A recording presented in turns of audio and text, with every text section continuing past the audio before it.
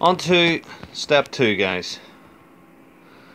If you're needing to clean your processor, if you haven't applied the correct amount of thermal paste, I would definitely recommend to you to use isopropylene wipes, or use you can get it in a bottle liquid form with a kitchen roll or a bit of tissue would do. Basically what you can get is 70% isopropyl, which is this one, or you can get 99% isopropyl, and both of them will do the same job. Cleaning out your case, you can use something like an air duster, which comes as a spray.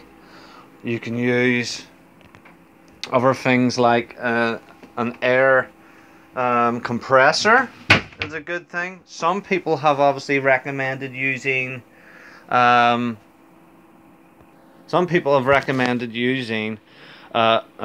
basically the Hoover to do the job.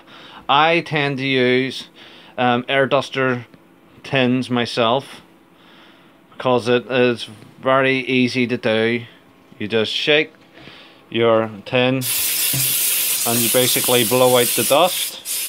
Once the dust is blown out, you can obviously wipe it away or hoover around where it's obviously extinguished or passed through the exhaust. The next thing, guys, you are going to need will be a power supply. So power supply, you can get them in different wattages. So depending on what system you have and what budget you've set yourself, I would tend to go for a bronze or a gold standard power supply. If you haven't got enough, go for a bronze. Do not go for a cheap grey one on eBay or one that's inside your case, because it will not power future components that you may want to upgrade to. The power supply, if it blows in your system because it's not good enough to handle the job of future upgrades, or even the board itself that you're putting in, it will take mostly everything else with it when it shorts. So you want to get the best bang for buck that you can get with the budget that you have set out to. So if you get a 500 watt bronze, it will be okay, but for future upgrades like bigger cards like a 1060 GTX up, it will not do the job. So what you would preferably need is maybe a 650 EVGA GQ Superfloor type power supply that is gold standard 80 plus certified. So this is your power supply, and basically we're going to install this power supply. Quick and simple. This one clicks in to its ports. So all you do is you line it up, you push it down till it clicks in, and that's really it installed. So I'll do it now, and then I will continue on with the process, guys. So power supply is in its place. That's it now clicked in. Some do not have a bracket that clips in for the power supply, therefore it's not going anywhere. There still will require the screws that came with your chassis for the back, and that will obviously screw in to the board itself. The connectors you have on your power supply will be Molex connectors, hard drive connectors, floppy disk connectors, and some don't come with it. The power supply will either come modular or not. Modular means that these wires can be clipped out, and therefore it's easier to cable tie the cables. Then you will have an 8-pin or a 4-pin EPS cable, and that there is to power your motherboard. So it will go into a 4-pin slot or an 8 that is on your motherboard. Some motherboards have them located near the top of the board, other ones have them located near the bottom. This will power the VRMs and obviously the CPU and motherboard itself, and give it the acquired power that it needs. The next connector that you will need, guys, for your board will be the main ATX power cable. This will power everything else on your board from South Bridge to North Bridge. This goes in the long connector Some will be longer, some will be shorter than this video. And basically you can, this one, if it's shorter, usually you can unclip it by pushing it up here and it will unclip into a shorter one, or you can clip it back on and it will go into a longer one. To install it, line it up with the clip on the side and stick it in, push down firmly until you hear it clicking in, and that's it, installed. The next cable that you will want to install will be your sound. Now the sound is usually easily identified because it comes with a yellow connector at the end, which is the HD sound for your front of your chassis, or it will come as a green one. The green one is an AC, which is an older audio interface, but it looks, the connector is exactly the same. It's just on the board itself it's either grey or it is green as well, due to the colour. The bottom of the pins, you will notice that basically on the bottom of the pins itself, for some reason you will notice that there is one missing, and basically the one that's missing will line up with the one that's in your on your motherboard itself. So now we will click it in and push it in firmly so it's then in place.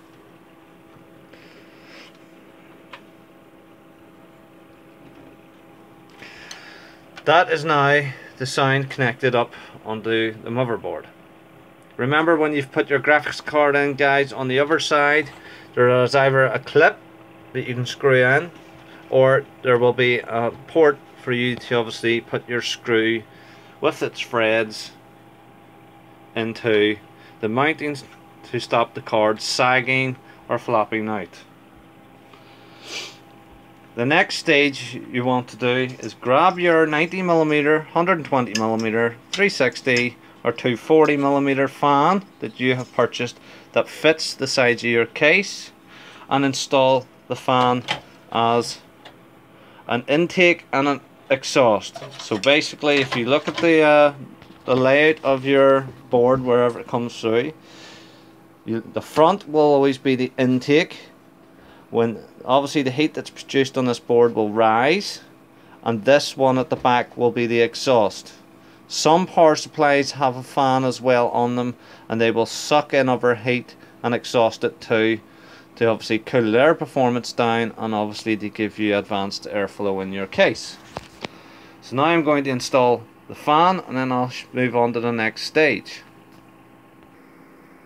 Okay guys, now that's the fan installed. You will notice on your fans you will have a 3-pin header, or you will have a 4.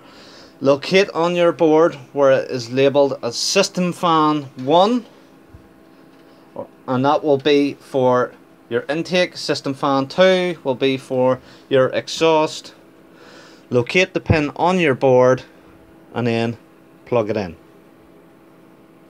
So on this board, as you can see, some are labelled white, this one is brown, and it will be the exact same 3-pin with a clip on one side.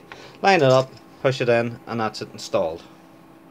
Now you have your fan installed. Make sure that you tuck the wires out of the way, so therefore it doesn't interrupt your cooling performance or catch in the fan and actually snap your cable. And there's that now completed. The next thing, as I said to you before guys, you will need your hard drive. So this one I'm going to be using a Western Digital Cavalier Blue, and I will show you now how to install your hard drive. Some cases, unfortunately, you have to take the front of the chassis off to get the hard drive in, like this one, because this is a very basic value case, which is why I lifted this for this video, and I'll show you how to do that now. This is now the front of the case taken off, and now we will install the hard drive, which fits inside a hard drive slot at the front. Some of you will have hard drive bays in the case, and basically they will slot into wee bays in the case.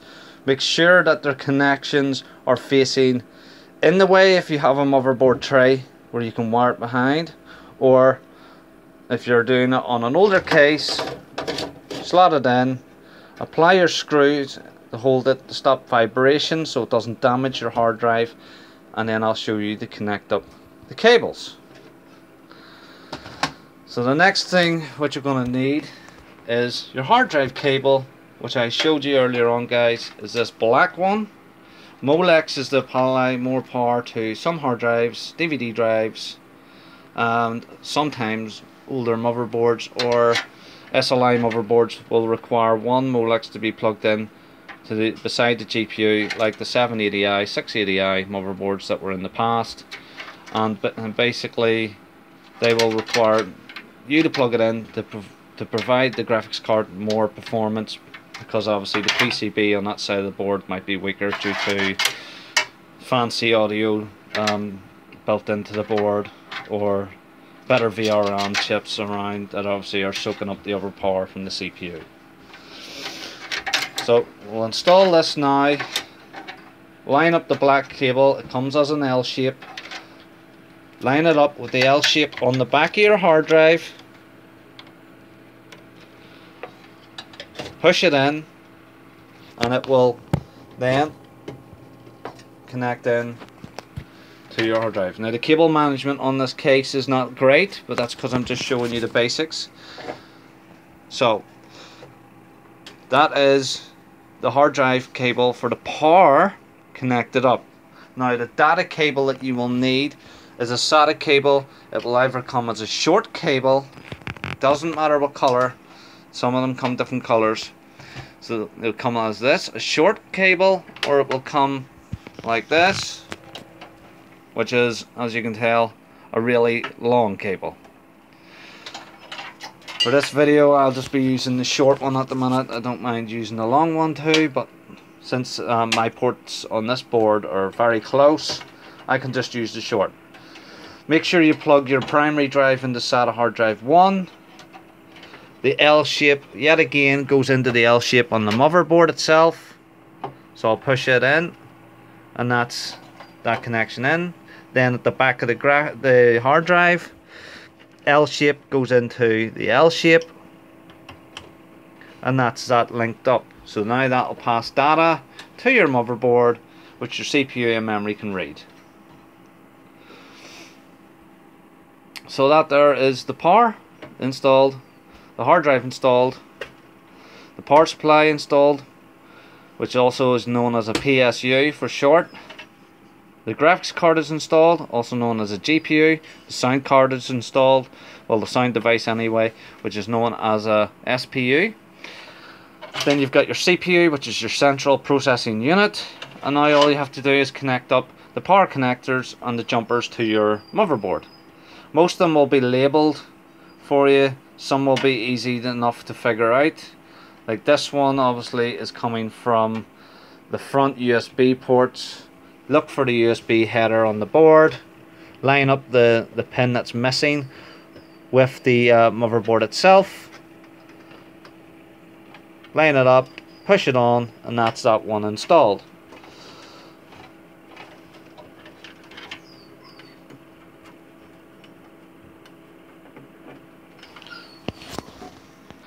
Alright, so that's the power ones now connected, and everything there seems to be right and dandy connected up. You will have sometimes a few extra cables, but you can cable tie them, and as I stated before, if you do cable tie them, guys, and tuck them away, you'll have a nice clean system just like my one, and it's really up to you. This system obviously is water cooled, but it does run on a fancier motherboard, like I was saying to you guys, but it's up to yourself really what way you wanna, what board you buy. But as I've stated to you guys, the best cleaning products that I use is the isopropylene and the air dusting. You can use a microfiber cloth in some parts. Also, if you want to protect your board and shine it up after you've dedusted it, you can use something like CC56, or the alternative would be WD-40, but it has to be the higher brand, not the one in the blue tin. It will come in a black tin, and basically what it does is it will protect your board from water and moisture that obviously flows through the air. Moisture is obviously coming through the air all the time, dust as well, and it will protect your board from that. Plus it will seal it as well, so if you put water cooling in and you drop the water, even though it's non-conductive, it's easier to get off because it's a sticky fluid once it dries. And since the WD-40 or CC56 is water based, well, oil based, it will basically rub off easier. Isopropylene to obviously remove CPU thermal if you need to replace the thermal paste again after a couple of months, or depending on what temperatures you're getting in your case. When it starts to go crusty, if you take your CPU cooler off or your water cooler off and check if it's still damp or sticky, it's fine. If it's crusty and cracked and hard, then you know basically to use the isopropylene, wipe it off and reapply a P-shape or whatever processor you're using, that there's an i3, an i5, an i7, an i9, a Ryzen, a Threadripper, Piledriver, Bulldozer, AMD FX, Pentium, Clarion, Athlon. Depending what processor you're using, make sure you do so. Also, if you have a GPU that's obviously getting high temperatures, you can screw off the heatsink, or as I showed you earlier guys, the cooler. You can unscrew it by the screws that are provided in the back. It will lift off the blower or whatever fan configuration you have. And when you do take that off, you will also have another chip, but it's actually on the board soldered, but you will see where the thermal paste was on it. And if it's crusty, you can replace it too. I would use the same products that I labeled earlier on, which is the Thermalright chill factor free, Arctic Silver 5, or something like Conduit Grizzly. So we're going to apply now the DVD drive, because some of you guys will still be using optical drives or Blu-ray drives, and I'll show you how that's done. You get your drive, it's very standard Supermanz LG Speed Plus DVD drive. You slot it into wherever you want it, because some of them have two. You push it in till it goes in, guys, like so. Some of these will have clips. You lift it up and you just clip it in. Other people will need to put screws in it, like the way the hard drive here needs as well. Then put your chassis back on whatever way you took it off. Put your side panel onto your case, screw it down, apply the power to your cable to your computer. Make sure you put on the keyboard and you put on the mouse. For operating systems like Windows XP and Windows 7, if you're using Windows 8.1 and 10, you can put a mouse in and it'll still load up fine. You won't be able to get into the BIOS of the computer, but once you get onto the operating system, on the login screen there is a section that you can obviously turn on, as they call the accessibility keyboard, and basically it will put like a virtual keyboard onto your monitor, and therefore you don't really need one if you don't have one. Obviously if your keyboard dies, if you have a gaming keyboard or something and it dies, then obviously it's a quick way to use it until you obviously are able to purchase another one. So that's me, guys. This is supermanZ showing you how to build a simple system that's a value budget system that most users will probably have in their household. And I hope you enjoyed the video, guys. Make sure that you follow, sub and plus rep, and I'll be bringing you more videos on how to obviously take your graphics card apart, how to mod it, how to overclock your system, and how to bench. Now if anybody does own this motherboard at the minute, which is an MS7525, you can update the latest BIOS, and there is a BIOS too, guys, by Deathbringer on biosroms.com, and it will let you use Quadros or Xeons in this board. Now basically to run the Xeon on the board, you'll need to go onto eBay and you can buy a Xeon strip. And basically what it is, it's a wee plastic strip that you turn your Xeon processor over, you apply the wee bit of strip. It looks almost like a yellow sellotape with wee metal caps on. You apply it, then you can put it into the motherboard after shaving off the two plastic ends that are on where the inside where the socket is. Take them off very finely, drop the chip in, because the Xeon, unfortunately, they're on the chip, like a normal CPU chip will have two notches on one side, a Xeon will have them on the other side. So what you do is rotate the Xeon over, stick the notches in after shearing off the ends that I've said, stick the Xeon in, put that on after you've flashed the BIOS. But that'll be more advanced stuff and I'll show you that in another day, guys. But this board can do it if you do have one, so you can run a faster chip on this board. I hope you enjoyed the video. This is supermanZ out. Follow me on Facebook, Twitter, YouTube, Steam and Skype, guys.